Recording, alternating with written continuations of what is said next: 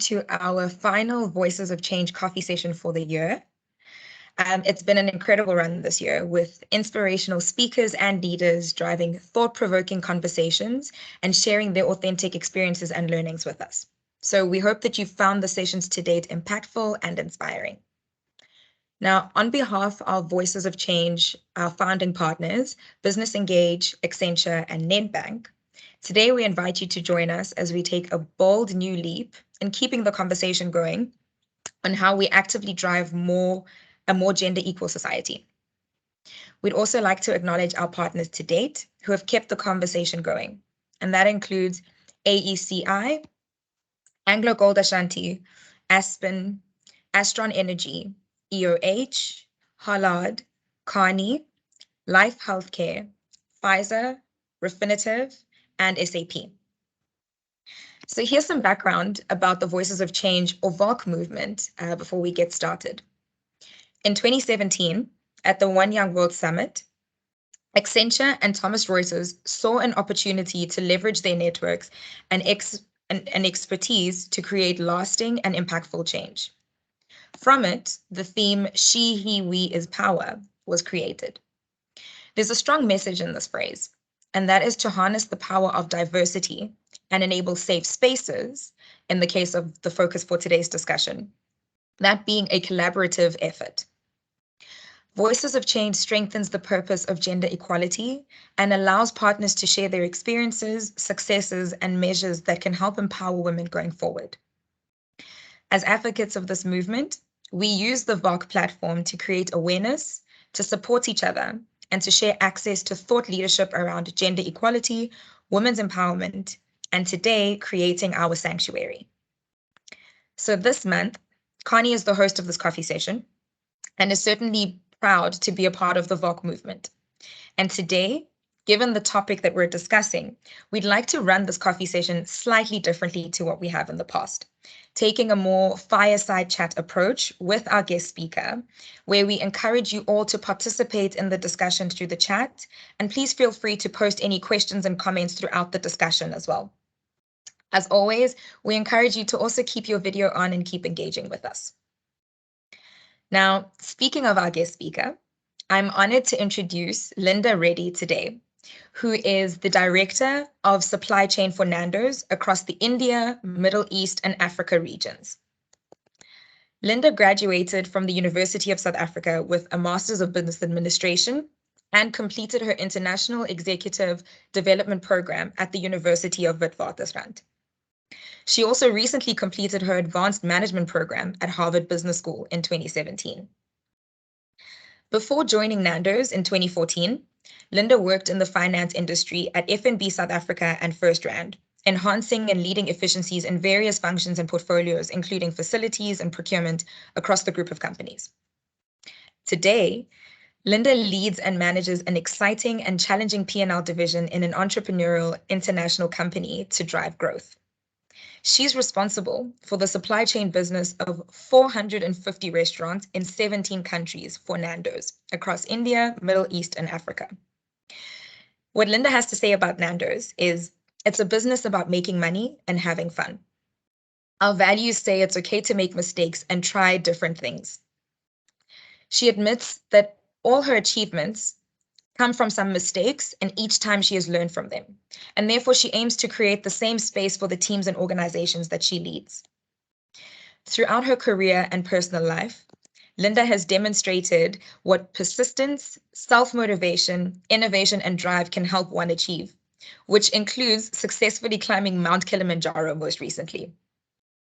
She's always been driven to make a meaningful difference in changing people's lives and business performance, and her commitment to driving gender equality and women empowerment continues.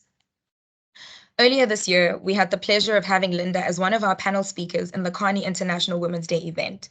And something that she shared, which I think is very relevant for the discussion today, is for real change to happen, it needs to be conscious and it needs to come from the heart. And when we're talking about such a sensitive and important topic as gender-based violence and women's personal experiences, I think it's so important to approach this topic with consciousness, with care, and truly coming from the heart. And we know that that's precisely the person and the leader that Linda is within her organization and her spaces. So welcome, Linda, and thank you so much for joining us for the session today. Thank you. Thank you so much, Nando. So starting off our conversation today, would be good to paint the picture of where we stand as a society. So I'll share some introductory statistics and we'll get started. In 2015, South Africa's femicide rate was nearly 4 times that of the globe. In 2018, a woman was killed every 4 hours in South Africa. And just last year, it was estimated that 1 in 4 adult women in this country either have or will experience physical violence by a partner in their lifetime. And bringing that closer to home, in a recent population-based study in the Gauteng province, over 51% of women attested to having experienced gender-based violence. So these are some shocking stats. Linda, having shared these statistics, what is your initial reaction? I'm not surprised. We've been listening to the news in the last couple of years, and gender-based violence in South Africa, in some respects, just got a bit worse. I just don't know whether it got worse or whether there is just more media around it, which is a good thing because now there's awareness, there's people talking about it, there's people that want to make a difference, like what we're having on this call right now. So I'm not surprised. What I am liking, though, that these stats are coming out, the stats are being shared with society, and we can just be aware of it. They're not good. They're really not good. But then I have a question. Has it always been like this? And we've just haven't known the data. Has it been quiet? Has it been in societies and communities where it's been happening and no one reported it? No one said anything. Women kept quiet. Um, so in a way, I'm not surprised. And yeah, Nintendo, I just want to say good morning, everyone. It's good to be here. Yeah, thank you. No, and I think you raise a very valid point, right? That this comes from somewhere, and is it just Mm. that we're now talking about the problem, and bringing these statistics actually to life? So, if we actually think about where this could potentially stem from a societal point of view, can you talk a bit about what you think the role of maybe culture and the community environment play in actually perpetuating gender-based violence and making it something that seems normal? I think especially considering in South Africa where gender roles and traditional culture norms play such a big influence in how our society functions. Yeah, so I'll talk from personal experience. I come from a society where gender-based violence was accepted. Women accepted it on themselves, women accepted it on other women. Other men accepted it that other men did it. So in many respects, I wouldn't be surprised. There's a lot of us in this room that comes from societies that it was quiet, it was just never spoken of. We saw aunts, we saw neighbors, and in many respects, because this is a generational thing, it's been going over from generation to generation. It's just been accepted. The mothers accepted it. She had daughters.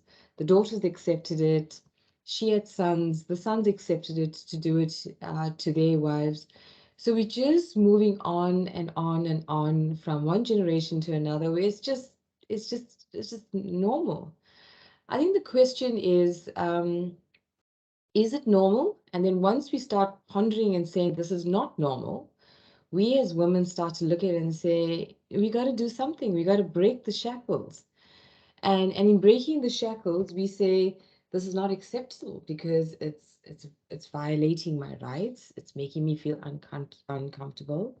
It's bringing down my confidence in many ways because we've seen it in these societies where in many respects, whether it's physical, whether it's mental abuse, it impacts a woman's confidence. It impacts their confidence that she's quiet about it, one. Two, she thinks it's normal. And three is she just doesn't do anything and she just diminishes her confidence. She thinks I'm a lesser wife or a lesser mother or lesser daughter, whichever role that she's playing. And then she just loses the ability to say, how do I improve myself? How do I get better? So it's just a backward spiral in many respects. Um, so yeah, and I think another thing that we have in South Africa that's exacerbated all this, we come from apartheid, we come from social cracks, where there was a lot of pain that men endured. Men had to go work in faraway places, come home, have a whole lot of anxiety, frustration, come home, find a channel of taking this out. A very unhealthy channel, but it was a channel. So there's many ways of looking at it. One is how the woman saw it for herself, how she saw it for other women, how the men saw it for themselves and other men. Some of the challenges that men also had to face too, and it became a way of demonstrating my unhappiness, unhappiness because my wife hasn't done something for me, or my wife didn't do it the way I was supposed to do it, or my wife spoke the way she spoke. Which is sad, you think about it, you there as a woman, and you gotta be walking on eggshells because you don't know when the man is going to be physically violent or he's going to say something to diminish your confidence. So yeah, I hope I answered that question. We've got so many things that we're dealing with in South Africa. We've got a generational thing that has been moving on and on. We've got social cracks in South Africa. All these exacerbate this issue of gender-based violence. And another thing, Nintendo, just to harp on a point is people think gender-based violence is physical only. It's not only physical, it's verbal as well. Saying harsh, nasty words, bringing your partner down. That's the mental abuse as well, and both Yeah. ways. Yeah, both ways. Yeah.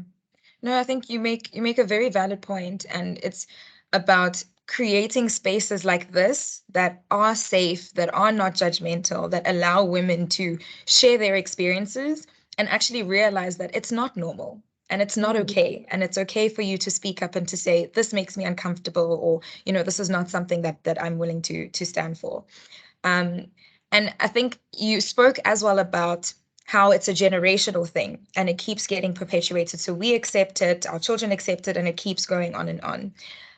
So we need to also think about how we kind of break that cycle and break those shackles. So speaking to a question that was actually in the chat that says, how did you see or experience breaking the shackles and changing the spiral, given the experience that you have in the space?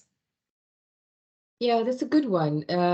Firstly, at some point, the shackles will be broken. It will take a few more generations to get there because you're unwinding. Okay, kind of somehow feels like what we go through in South Africa with corruption.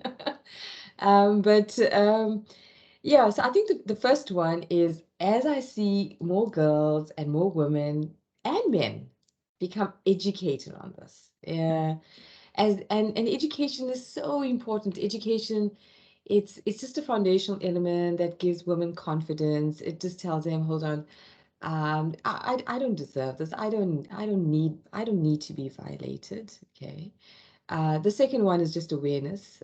Just awareness that this is just not right. And I think there's a third one is if women are in support groups, as you spoke about, if they're able to talk about it to other women, I can tell you in my community growing up is if a woman went to her mum and said, um, and I've seen this especially in the older generation in my extended family, where a woman was being abused, she goes to her mum and say, husband is abusing me and I can't take it. This is not good on me. And the mom's response is, you got children, you got to take care of your children and just deal with it. You know why? Because the mom went through it as well. So it's how we start changing that dialogue. How does women go to her neighbors, women go to her friends and start getting into a dialogue of saying you cannot accept it. So we got to change the dialogue amongst ourselves. I think the fourth one is maybe a broader societal legal system is how do we get tight on the consequences of this? It's a crime. It's a crime, okay? It's an ugly, nasty, dirty, quiet crime in many respects because it's not something that happens overtly in public. It's quietly. It happens in the bedrooms. It happens in the house. How do we take this crime and give it the attention it deserves? I mean, make sure that women can safely go and report it, and they're taken seriously. I mean, what I've heard in a lot of police stations in South Africa is that the women are just not taken seriously. Okay, and then give her mechanisms to report it, and then make sure there's consequences for it. You know, consequences because it's not good. Um, so that there's an element where men know, hold on, there's consequences for this. Yeah. So, I mean, in some cultures, in South America, I was reading that the consequences are not necessarily the legal system, the consequences of the community themselves. You know, as soon as the community finds out that you're physically hurting your wife or your daughter, or another woman, uh, the communities deal with it in their own fashion. Yeah. I mean, that just speaks to the fact that we all have a role to play. And maybe our way of dealing with it is making sure that people are held accountable, and creating an environment where people can speak up and say, this is what's happening, and I know that I'll have the support to follow through with that. You know?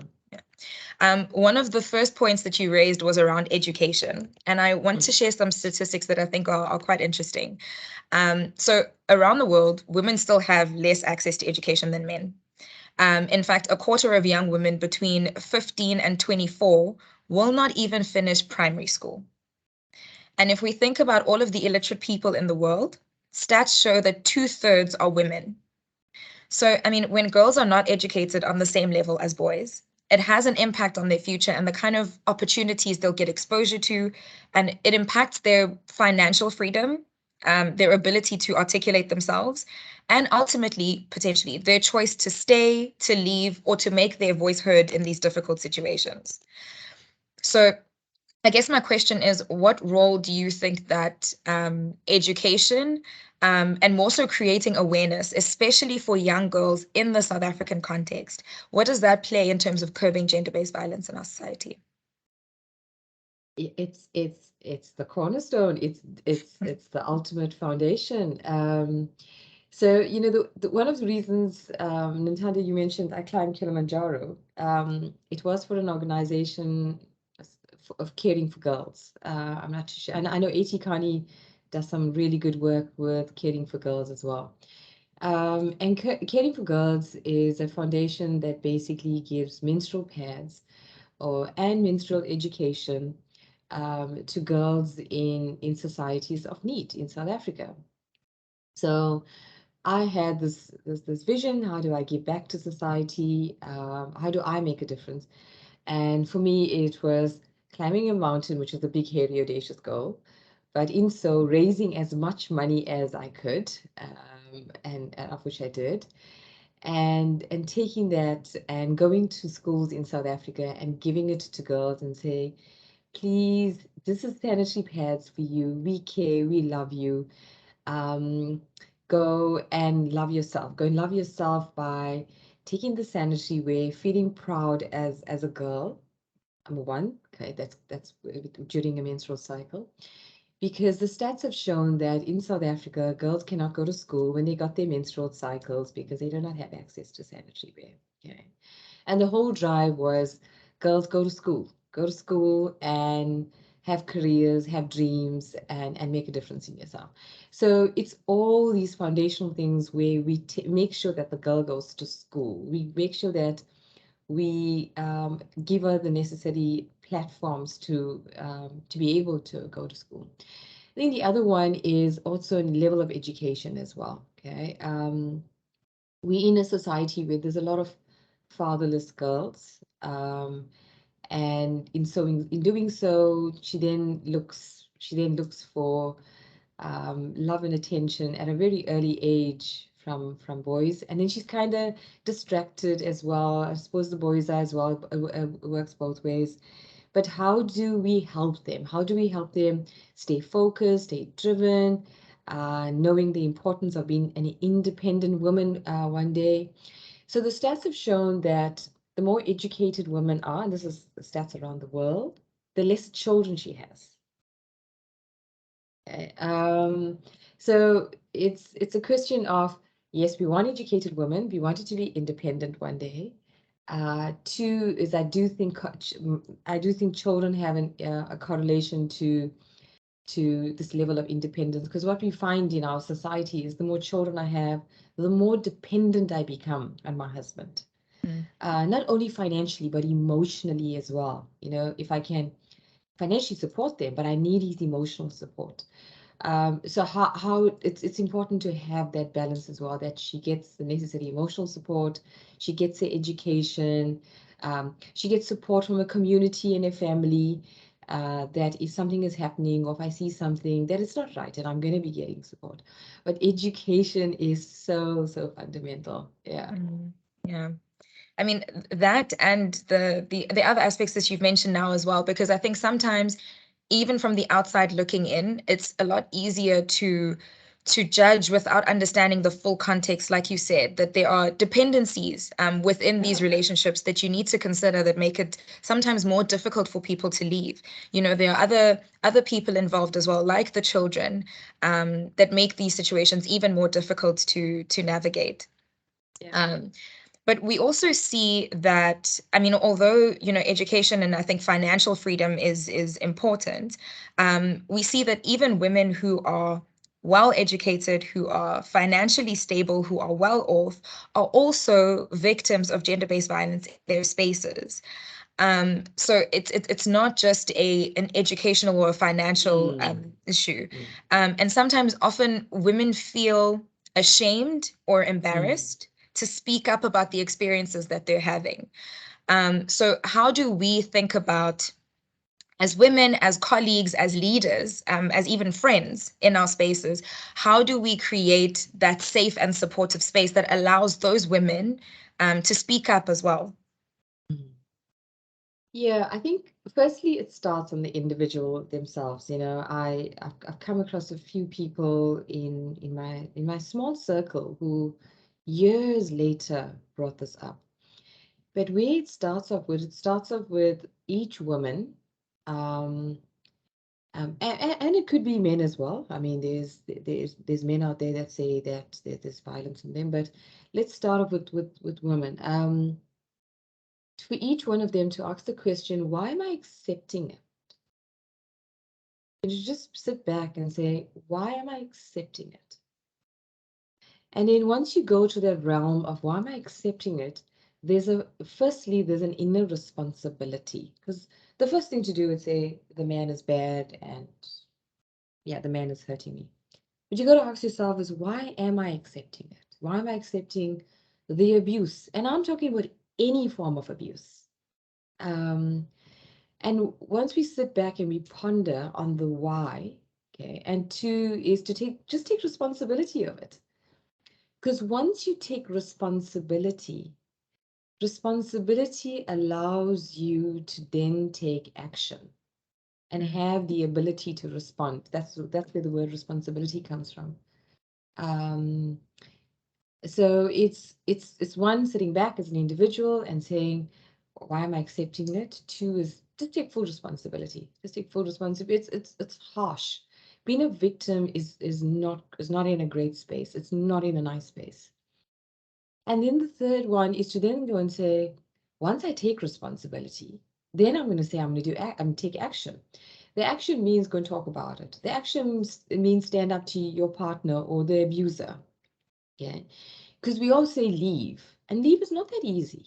Leave is just not easy for lots of reasons. It's just not easy. Okay, it's the first prize. Leave the situation where you've been abused. But then if you cannot for whatever reason, is say, how do I stand up for this? How do I just stand up and say no? No, in whichever form or way. Um, and go to the community, go to people in need, talk to family members and say, I'm not accepting this. I'm really, really not accepting this. I'll give you a story right now. It's a really close friend of mine that literally opened up about this, was probably a few years now. And she literally went to her extended family. She went to, because he refused to listen. She stood up. She did the whole thing. She said, I am a victim. I am a victim, and I take responsibility. I've accepted this abuse for all these years. My children have seen it, and it only got worse because my husband just found more and more reasons to abuse me. But I take full responsibility of that as a woman because I allowed it. Number two is then she took responsibility and she says, I'm standing up to this. And she stood up to him and said, no, I'm not accepting this. And guess what? He got more angry. Okay, because you're gonna get different people responding differently. Mm. And then the next thing she did is she went to a mother-in-law. She went into her sisters. She went into her sister-in-laws, and this is where extended family, tribes, communities come together and say no, no. This is not right what you're doing to your husband, I mean to your wife. So it's amazing how many things where you can stand up on your own, or you can stand up as a gang, as a gang of women going together. Um, and not only women, in this case, the husband's dad, who's much older, said, I did this to your mom. Stop doing this. Uh, so it's just powerful how different mechanisms can help. Mm. Mm. Have you, so in those situations, maybe you can help us as well, having had someone sort of come forward and share their experience with you, being on the receiving end, how do you navigate that? So how did you kind of take a step back and say, what is the best way that I can help or be there or just listen to this person and give them the space they need? Yeah, because this is an important one, and it's I think each and every single one of us got a small role to play in society, and that's to be non-judgmental Mm. and a listening ear. And I really say non-judgmental because you know, the stats have shown that women think that other women do deserve it because they went through it. Okay.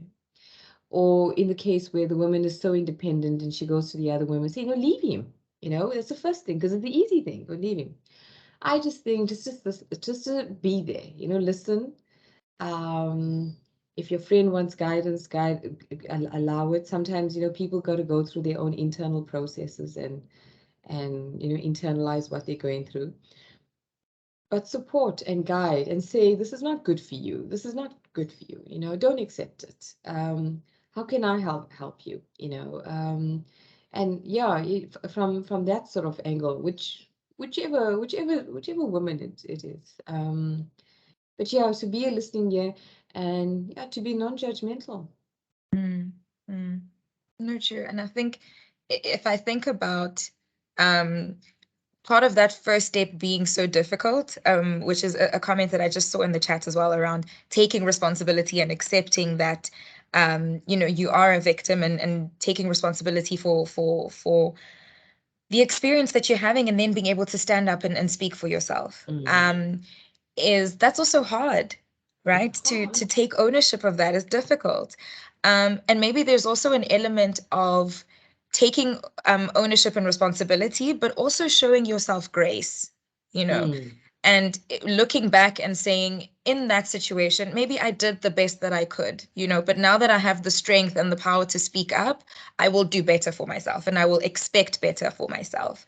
And I think that's probably where also being on the receiving end, being non-judgmental and creating that support is so important because that first step of taking responsibility can be very difficult Yeah. for the person. Yeah. Yeah. Yeah, because it's easy to be in continuous victim mode. Mm. It's easier to say, I'm a victim, I'm a victim, I'm a victim. And until we just sit back and say, I've accepted this. This is not good on me. I've seen it either in my mum or my aunt or my neighbors or wherever. Because once you sit back and you go to a point of, I'm conscious about this, I'm sitting in a space of a non-victim mode. Mm-hmm. And why has this happened to me? This has happened to me because of the following reasons. But that is crucial. That is the step that I know is so difficult. And I've seen it in so many cases where women got out of it. It's only because they just sat back. And whether it's through the form of religion, because religion's got to play a role in society as well, and with us, whether it's a role with talking to friends and family, or just talking to yourself. There's no madness in talking to yourself. In Mm-hmm. talking to yourself is just going through a process and say, what am I going through? The world that we're living now, we've got access to YouTube videos, we've got access to all sorts of motivational speakers, in whichever form or fashion it is. Uh, but that can make one feel good. Another thing that I've seen as well, which I'm sure everyone's come across, is fake it till you make it. Okay, it's just a common thing that um, we've seen. But why I say that is, I've seen women where you get abused physically or mentally, and you take yourself in a spiral, and you go all the way down and down, and that's what an abuser wants. Abuser wants that. He wants to break you. He wants to break your confidence. He wants to break how you feel. He wants to just break this beauty that's in a woman, this inner beauty, this inner love, this inner grace. He wants to break that. How does a woman then say, he wants to break that, but I'm gonna fake this. I'm gonna stand up. I'm gonna get up. I'm gonna look good. I'm going to take care of myself. I'm going to exercise. I'm going to take away this victim mentality, because they hate that. Abusers hate that when they see you standing up. And that's what standing up is. Standing up is saying, nope, I'm not going to accept this either verbally, or I'm just going to take care of myself. Mm-hmm. And I think women tend to we're able to do that from a career point of view, to say, I'm striving for this position. This is what I'm driving for from a professional standing. I'm going to fake it until I make it. And we have that spirit in us, right? So we need to find a way to let that seep into the rest of our lives as well. Even at home, being able to stand up and say, I'm going to fake it until I make it. Even if I don't feel like I have the confidence to stand up for myself, that's what I'm going to push for. If I can do it in other spaces, I can do it here as well. Yeah, Um, definitely. And yeah. and to know that your abuser just wants to break you. And if you know that in the back of your head, and then you take responsibility and say, I'm not a victim. um yeah, and just do something. And another thing that I've seen as well is that we always think that it takes money, or it takes independence to do this. No, we've got beautiful climate. It's taking a walk every day. It's little things of, tweaks of makeup, dressing beautifully. There's so many little small things to do, yeah. Yeah. I'm just reading a comment, some comments in the chat now. Deepa has said, breaking the cycle is important if we want the next generation to prosper. And the next comment is, this is so important to remember that they're just trying to break you. Yeah, Yeah. yeah, it is. Yeah. And Nintendo, I'm just thinking about that comment of breaking the cycle. It's not only for daughters, it's also for boys as well. Mm. Boys see their mum get abused, and then they think it's okay to do it to their future wives, which is not good. Yeah. Yeah.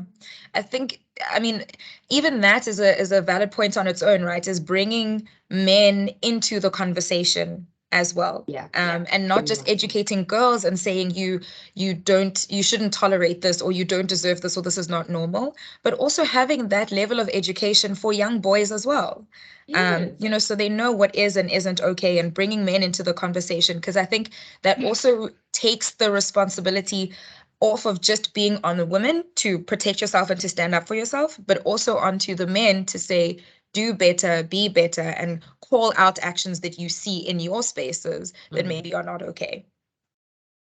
Yeah, because on a broader level, we can talk about consequences for the abuser, but also what are we doing as a society to help abusers, to heal them, because they also have their own pain as well.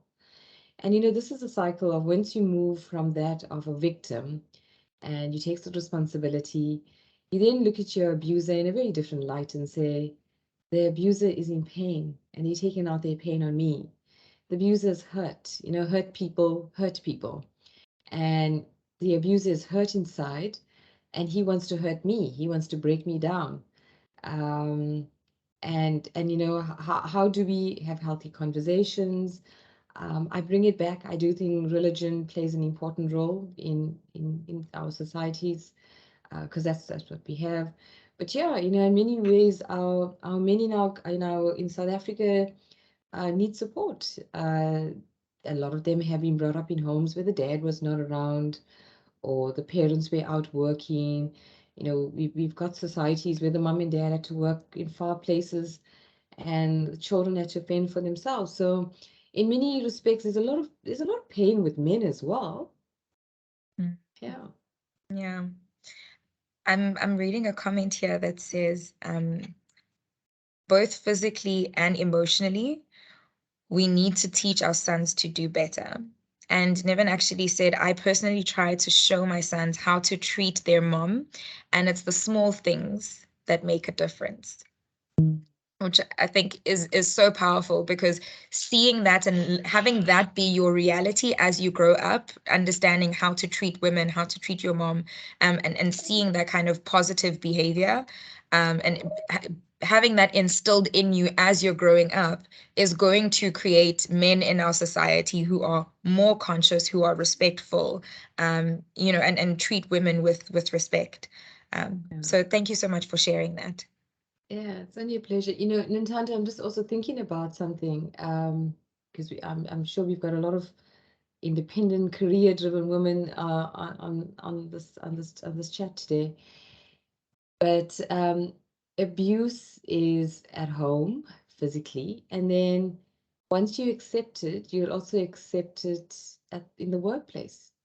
You'll accept being bullied by your boss or by your peers. I mean, how many women do we see in the workplace either just become extremely submissive, okay, because they had to, and that's how they know to work with men. Or on the other hand, what I've seen as well is you've had so much of abuse on you and you've seen so much that you become bossy. Mm. So I've seen total ends of the spectrum where you become too submissive, um, because you've either had abuse or you've seen it or you know it's normal or it's the acceptable way of women. Or the other thing is, and I've seen it more in the more recent generations with women in South Africa, where there's extreme bossiness, and it's extreme bossiness with other women and other men as well. Both have pain. Yeah. Yeah. And it speaks to the cycle of hurt people hurting other people, right? Mm, It comes from a place of hurt. You've then been hurt and abused, and that comes out in how you treat other people and how you show up in the world as well, not just at home, but also at work. yeah, yeah, Yeah. definitely. Yeah. Um, I love the comment that Lerato was put in the chat here saying abuse stems from pain, which is exactly what we've just spoken about. So it's about reflecting on what each of us can do to address, change, or impact this. And I think that's powerful in itself because it takes you away from internalizing how other people treat you and realizing that it's not your fault and it's not because of you or anything that you could have done differently. It comes from themselves and their experience and their hurt and their pain. So that's always important to remember. We have a question in the chat that says, have you seen some good practices in professional services environments on perhaps helping our younger men colleagues to see and absorb good ways of behavior? Or is there even such a problem in the upper middle class professions where people from good schools, where people are from good schools and good backgrounds? Yeah, I'm not sure whether I'm going to answer this, but I'm going to give it a shot, Yossi. Something that I was talking about, the case where it's a friend that came out and spoke about it, this abuse. I just wanted to share that her husband is an executive of a financial services company in South Africa. But that's a paradigm shift we have to go through. And the paradigm shift is one will think this is not a professional person or a high standing member in society, but the problem is everywhere. The problem is just everywhere. And we need the men that uh, have the education, have the means, have the ability to go and just talk to all men, just all men. Mm, It's yeah, not it's not it's not the men in the townships, it's men everywhere. yeah, yeah. So it's let's not be confused that this happens in all classes, um, all financial backgrounds, yeah, everywhere. Yeah, yeah. Abuse does not discriminate. Yeah, I mean the abuser sitting in the church, the abuser is an executive in a company, um, the abuser is sitting at a family dinner table. Yeah. Yeah, yeah. Um, Maybe just to contrast that as well, because we have another comment in the box, and I think sometimes it's important to also recognize that it works both ways. It's not just women who are victims of gender-based violence or violence in the home. So there's a comment here that says, recently we supported a dire situation where a father left home with his child, where the abuse was being inflicted by the mother. Children have seen so much pain. Um, and that's also important to remember that, you know, everyone has the not opportunity, but anyone can experience this, right? Like we're saying, it doesn't discriminate. It's not whether you're a specific gender or if you have a specific economic background, but it comes in all spaces, which is why it's important that when we're talking about this and when we're educating people and bringing people into the conversation, it's both women and men. It's both adults and children, right? It's professionals and non-professionals. It's everyone who needs to be a part of this conversation. Yeah, totally Yeah. agree. Yeah.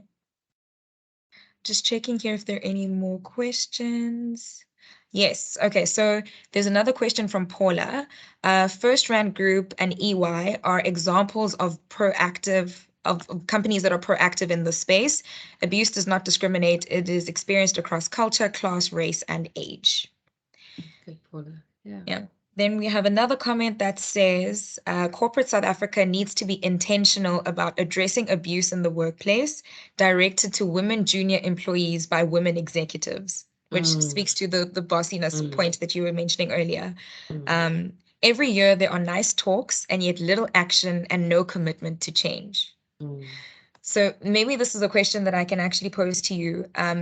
What are some of the more proactive efforts or steps that you've seen in the corporate space that have really made an impact? So not just the nice talks, but the actual, actionable kind of initiatives or efforts that you've either experienced or driven at Nando's or seen in the corporate space that have really helped.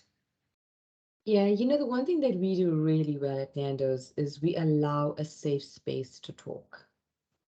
In terms, even with our structures, we keep it as flat as possible. We've got the necessary different platforms where people can go and safely air their concerns or air what they feel unhappy. I think that's an important point where one is a safe space and allowing people to vocalize and say something, or put it in writing, whichever is safer. But two is to deliberately intervene and deliberately make an effort. And go and say this is against our values, because every single company has got values. Every single company stands by values, and I've seen this everywhere. Every company's got values.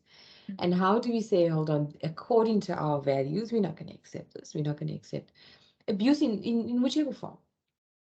And mind you, bullying in the workplace is abuse. Women on women, men on women, women on men. It's men on men.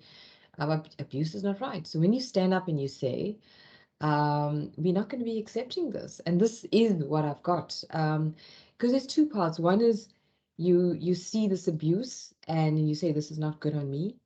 Where I've seen really great success is, I've seen it where people have formed partnerships, or people have come together as a community, or as I say, as like a gang. Gang is always can be a good thing as well, but they stand up together and they'll say, we three people, we've seen this, we collectively are coming and we're saying we're not accepting this.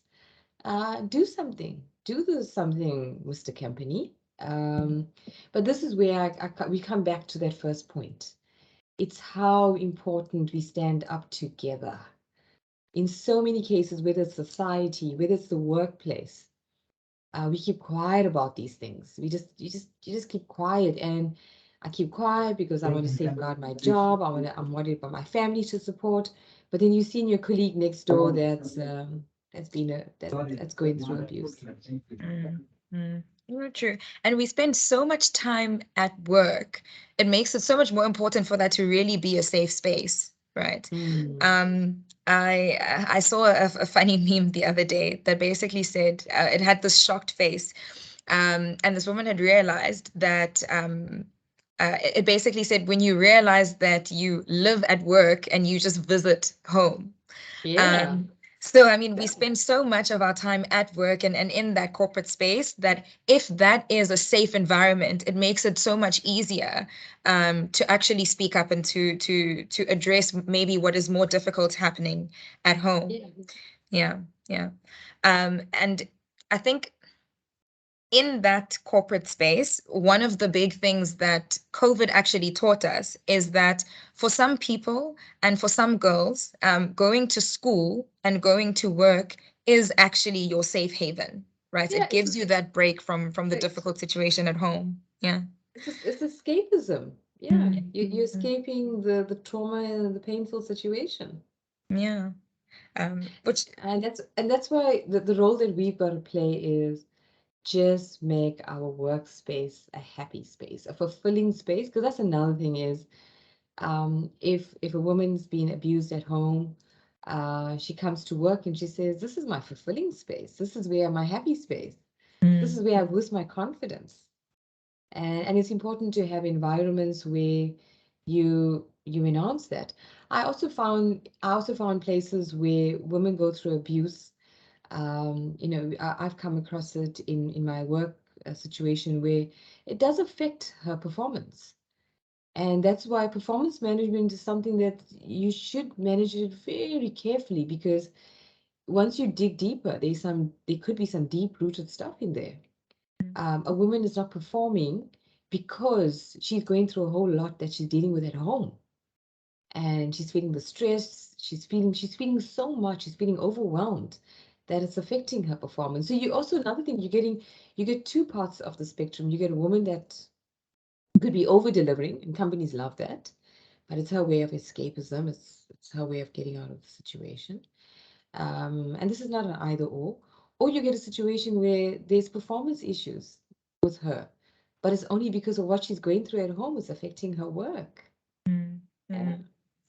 it's such a broad spectrum of how it can actually play out. And maybe this is more of an open-ended question, but how do you, because it can come out in such different ways, how do you recognize that around people in your spaces? So how do you sort of pick up that these are some of the experiences that people are having, so that you know to be deliberate about, supporting? Yeah, because there's so much of taboo with gender-based violence, it's not openly spoken about. It's judged, still judged upon in many ways, where women think women deserve it, men think women deserve it. So a lot of women don't talk about it, okay? But we as leaders in corporate, we as leaders in society, how do we just give back love?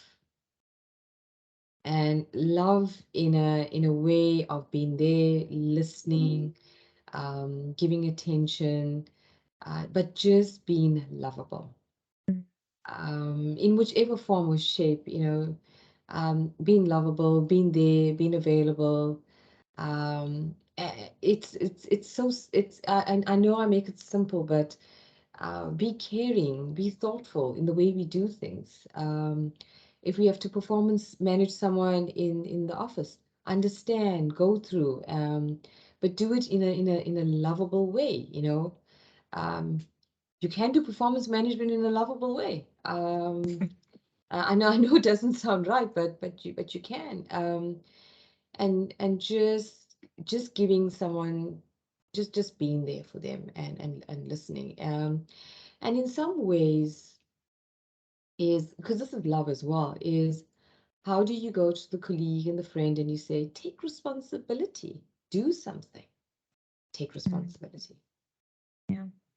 I mean, I think that's such a lovely way to wrap up the session. And that's something that I think we can all take away, is just approach it with love and with Uh-huh. care, and be deliberate about creating that safe space, and um, being supportive of the people around you.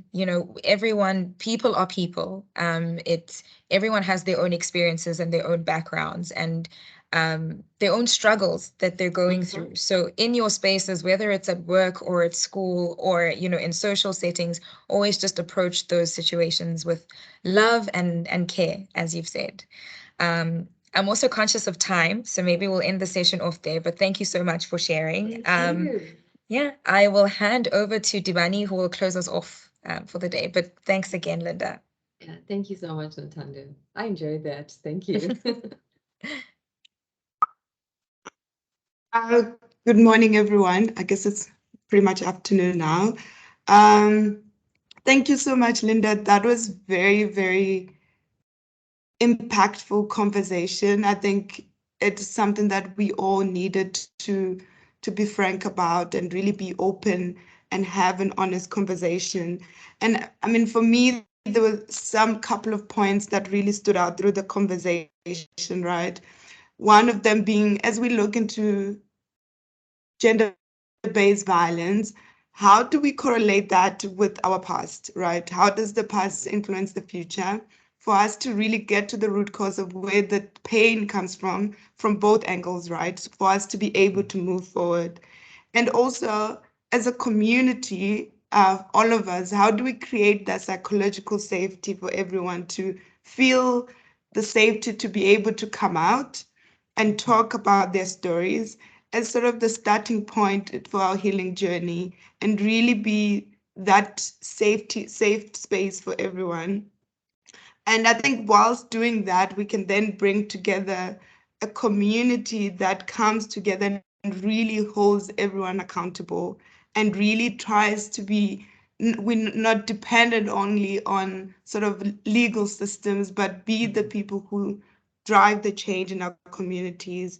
And also your personal commitment, right? I think a lot of us, we talk the talk. I mean, you went and climbed to Kilimanjaro for this initiative, and really put yourself in risk, and really trying to show that how important this topic is, Yeah. and how important we should be committing ourselves personally, in our own personal capacity to really drive the change, because I think from one person to another, that's where we really see the most impactful change. And also, I think another one last point is, how do we bring men into the conversation? So that it's not just women having talk shows and discussing. I mean, we all know, I think we all understand it, but I think we need to make it a broader conversation so that we can be able to move the needle and really make make it everyone's responsibility for us to move forward. So thank you so much. Those are some of my key takeaways from this discussion. And I think for myself personally, is when I leave this conversation is to reflect on what can I do in my personal capacity? What can I do tomorrow to make a difference? And really commit myself and not necessarily make this a conversation. I mean, there will be institutional changes that are required, but I think there's some actions that we can take tomorrow as our own as our own individuals to make the difference. And to close this impactful session, I would like to thank all the partners of the VOC movement. I think none of this would have been possible without all the background work that goes into these, preparing for these conversations. And also to everyone who attended. As Notando said in the beginning, this was a fireside chat, and it indeed turned out to be that, right? The comment section was buzzing. There was a lot of conversation and really driving not only the conversation from Linda's perspective, but also from all of us in the chat, and really sharing some perspectives on how we can make a difference. And with that all said, I would like to wish everyone a restful weekend. I know it's gloomy weather in Johannesburg, but I hope everyone can get some rest and start Monday with a positive note, thinking about what we can do to make a difference. And thank you. And back to you, Notando, I think.